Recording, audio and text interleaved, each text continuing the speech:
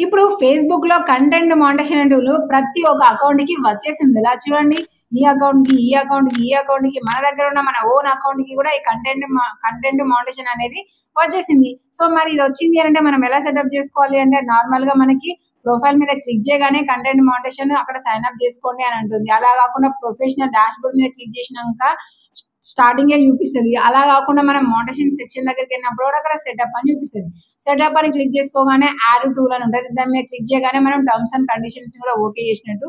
దాని మీద క్లిక్ చేసిన తర్వాత అసలు ఈ కంటెంట్ మానిటైజేషన్ నుంచి మనం డబ్బులు ఎలా సంపాదించుకుంటాము ఏంటి అనేది మెన్షన్ చేస్తది.